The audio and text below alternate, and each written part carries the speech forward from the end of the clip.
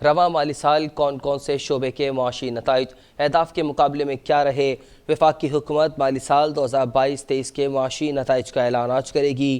مالی سال 2022-23 کے اکنامک سروے کی دستاویز اب تک نے حاصل کر لی، جس کے مطابق رواں مالی سال کے دوران تمام اہم اقتصادی ترقی کے اہداف حاصل نہیں کیے جا سکے۔ رواں مالی سال اقتصادی ترقی 5% ہدف کے برعکس 0.3% تک محدود رہی۔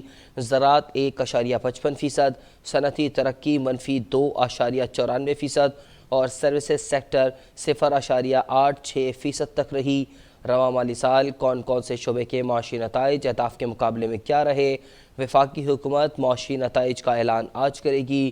مالی سال 2022-23 کے اکنامک سروے کی دستاویزات اب تک نے حاصل کر لی ہیں، جس کے مطابق رواں مالی سال کے دوران تمام اہم اقتصادی ترقی کے اہداف حاصل نہیں کیے جا سکے۔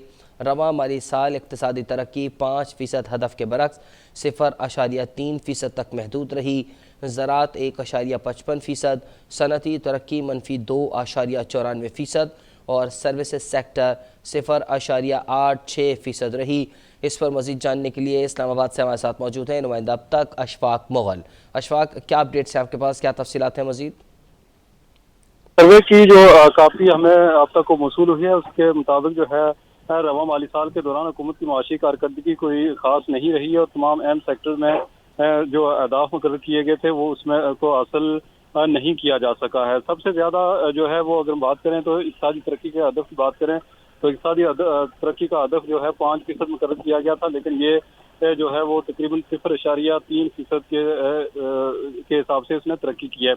جو اقتصادی جو اس کی معیشت ہے اس کے 3 سب سیکٹر ہیں، جس میں سے جو ہے وہ زراعت کے شعبے میں جو ہے وہ 1.55% کے حساب سے ترقی ہوئی ہے۔ صنعتی ترقی -2.94% رہی ہے، جبکہ سروس سیکٹر نے 0.86% کے حساب سے ترقی کی ہے۔ کاٹن کی پیداوار چونکہ سیلاب کی وجہ سے متاثر ہوئی ہے تو 41% اس کی پیداوار میں کمی ہوئی ہے، جبکہ چاول کی پیداوار جو ہے 21% کمی سے 73 لاکھ ٹن رہی ہے۔ گندم کی پیداوار میں 5% اضافہ دیکھنے میں آیا ہے اور اس سال جو ہے 2.76 لاکھ ٹن گندم پیدا ہوئی ہے اس ملک میں، جبکہ گنے کی پیداوار جو ہے 9.11 لاکھ ٹن رہی ہے۔ اس کے علاوہ جو ہے اگر صنعتی ترقی کی بات کریں تو صنعتی ترقی جو چونکہ مائنس میں رہی ہے اور تقریباً تمام سیکٹر جو صنعتی پیداوار کے ہیں وہ جو ہے وہ کوئی خاص پرفارم نہیں کر سکتے۔ اسی طرح سروس سیکٹر میں بھی جو حکومت کی جو کارکردگی ہے وہ خاص نہیں رہی ہے۔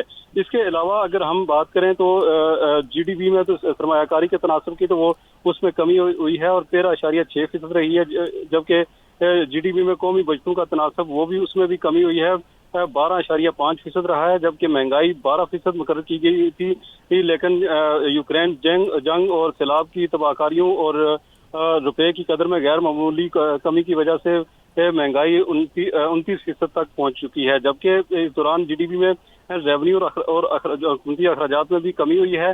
اس کے علاوہ جو ہے وہ رواں مالی سال کے 10 ماہ میں تجارتی خسارہ 22 ارب ڈالر رہا ہے، جبکہ کرنٹ اکاؤنٹ خسارہ 3.3 ارب ڈالر رہا ہے۔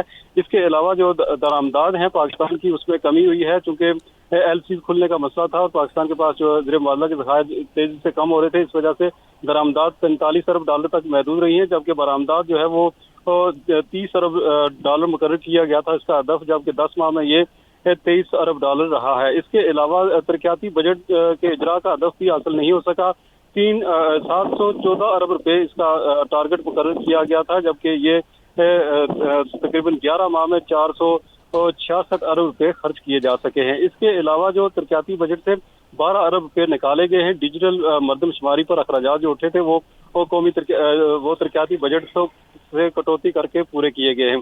اس کے علاوہ 9 ماہ میں مجموعی جو حکومت کی آمدن ہے وہ 6,938 ارب روپے رہی ہے، اس میں سے ٹیکس آمدن جو ہے 5,618 ارب روپے، جبکہ نان ٹیکس آمدنی میں جو ہے وہ 1,320 ارب روپے وصول ہوئے ہیں۔ اس کے علاوہ جو مجموعی اخراجات ہیں حکومت کو 10,000 ارب روپے سے تجاوز کیے ہیں۔